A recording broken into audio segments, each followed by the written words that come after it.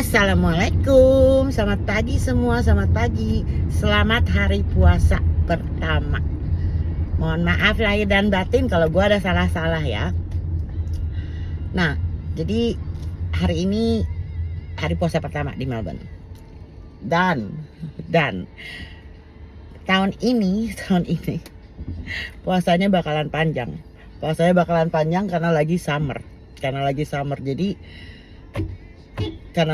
gini berarti puasanya tuh panjang. Jadi gua bukanya nanti kira-kira mungkin sekitar 8:30-an. Gua belum cek ulang lagi, tapi nanti gua cek lagi. Kayaknya sih sekitar 8:30 malam.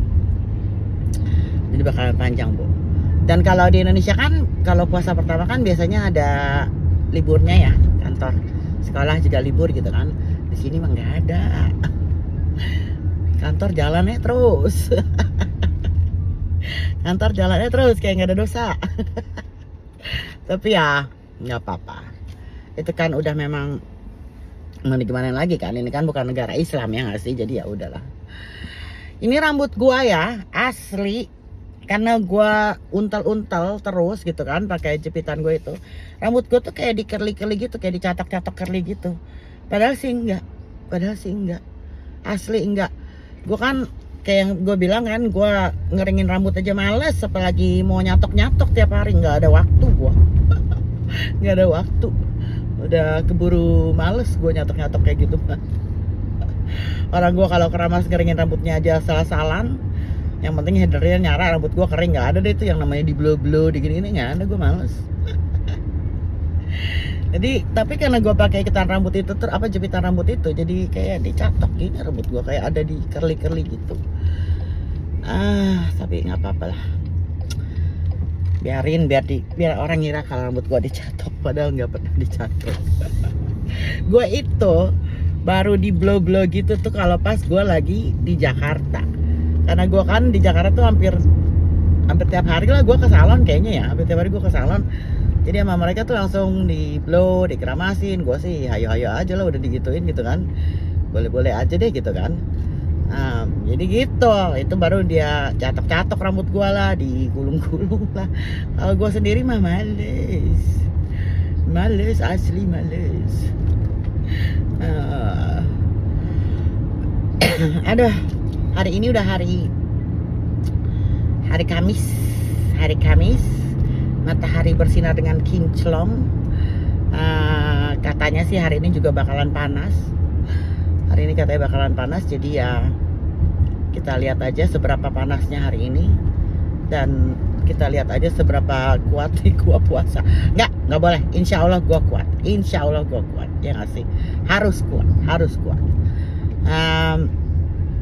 Jadi hari ini tuh gua nggak ada meeting sama sekali. Kemarin gue ada satu meeting yang sama klien gue yang waktu itu yang gue suruh ulang lagi kerjaannya karena nggak nggak sesuai dengan apa yang gue mau dan mereka belum siap.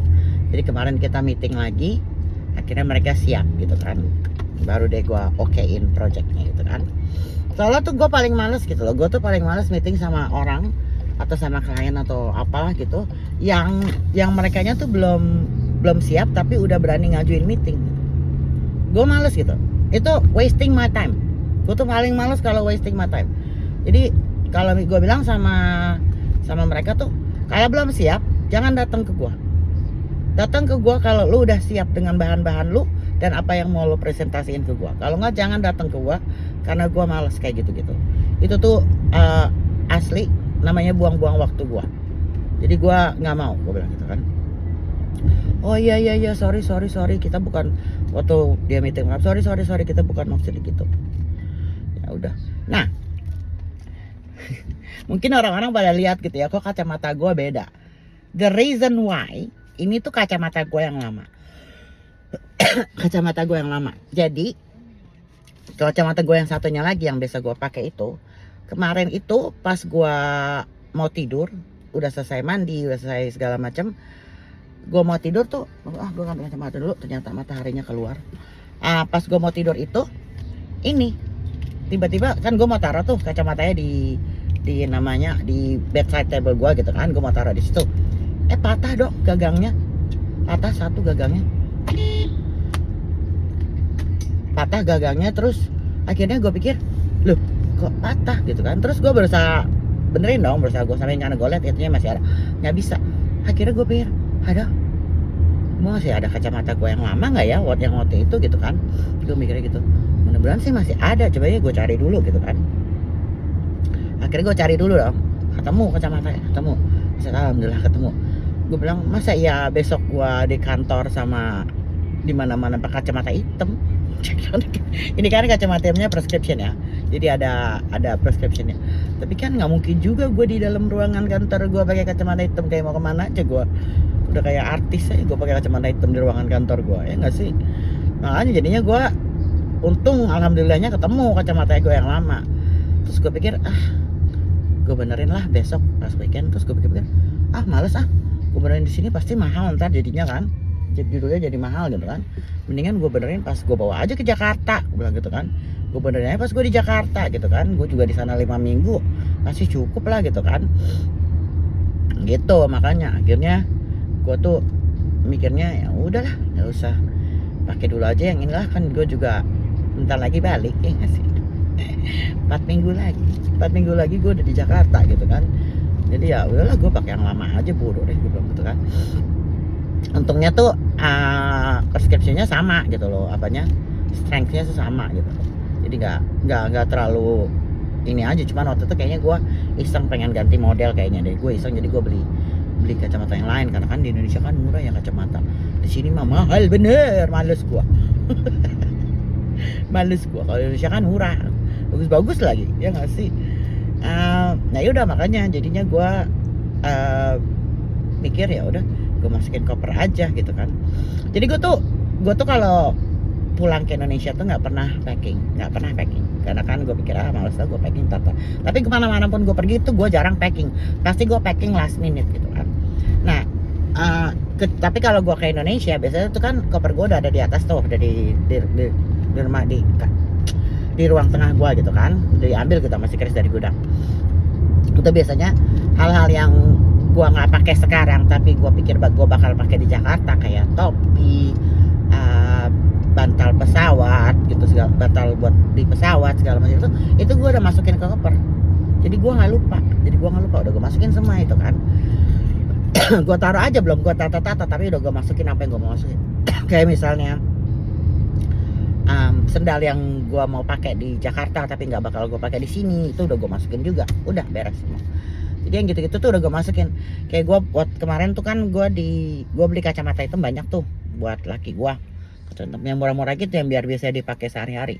Nah sama abangnya dikasih bonus gitu, tapi waktu itu gue nggak keburu untuk ganti yang bonusnya itu jadi prescription gitu.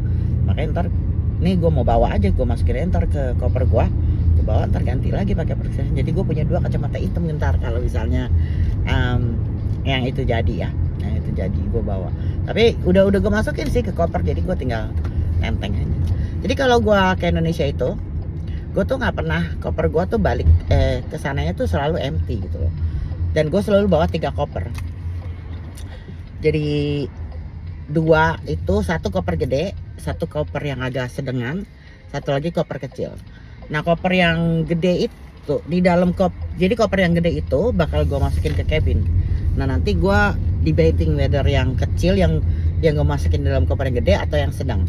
Nah kalau misalnya yang sedang gue masukin juga kalau misalnya sedang ya udah, berarti yang koper yang kecil gue bawa ke dalam cabin, yang lain gue masukin ke check-in gitu kan.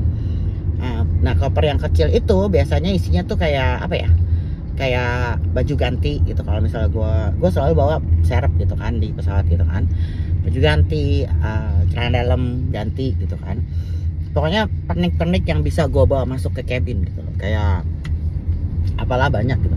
Tapi kalau misalnya gue jadi beli tas yang di Uniqlo yang kemarin gue lihat itu, kayaknya sih koper yang kecil mungkin gak gue bawa, atau tetap gue bawa karena biasanya pas gue balik dari Indo, koper yang kecil itu isinya penuh sama makanan yang gue bawa dari Indo, kayak kue-kue, keripik segala macam. Nah biasanya biar gampang itu, kalau misalnya pas nyampe sininya kan kan harus declare tuh, banyak makanan yang harus declare. Jadi gue pikir gue taruh aja di satu tempat gitu, jadi biar gampang kalau misalnya pas gue diperiksa itu gue tinggal buka itu aja, nggak perlu buka koper-koper yang lain gitu kan. Tapi insya Allah sih sampai terakhir kemarin gue balik tuh, gue tuh kan selalu declare ya, apapun yang gue bawa tuh selalu gue declare, nggak pernah diperiksa, nggak pernah dibuka sama mereka. Insya Allah sih aman. Pokoknya kayaknya sih kalau sama imigrasi sini ya, asal lu nya nggak bohong gitu kan, nggak bohong dan nggak kelihatan mencurigakan gitu loh gitu, kayaknya sih aman ya. Kayak misalnya gue tuh kayak waktu itu gue pernah gitu kan, gue declare kan semua gitu kan. Nah gue tuh pokoknya ya gue declare semua kan. Nah gue waktu itu pernah bawa kue putri salju. Gue bawa kue putri salju. Putri salju kan ada putih-putihnya tuh, ya nggak sih? Ada icing sugarnya kan. Dia orangnya nanya gitu kan, ini apa? Gue bilang gitu kan. Oh, ini kue, gue bilang gitu. Cookies, gue bilang gitu. This is cookies, gue bilang gitu kan. Oh, what's the white stuff? Gue bilang icing sugar, gue gitu kan. Terus dia kayaknya agak-agak curiga, dia mikirnya gue itu kali ya narkoba atau gimana gitu ya. Lah gue lagi mau pakai narkoba, males bener, mendingan gue makanin kue putih saja. Gue bilang it's icing sugar, gue bilang gitu kan. Terus gue bilang gini, kalau lo misalnya nggak percaya, ini makan aja, gue bilang, coba aja buka, gue bilang gitu kan.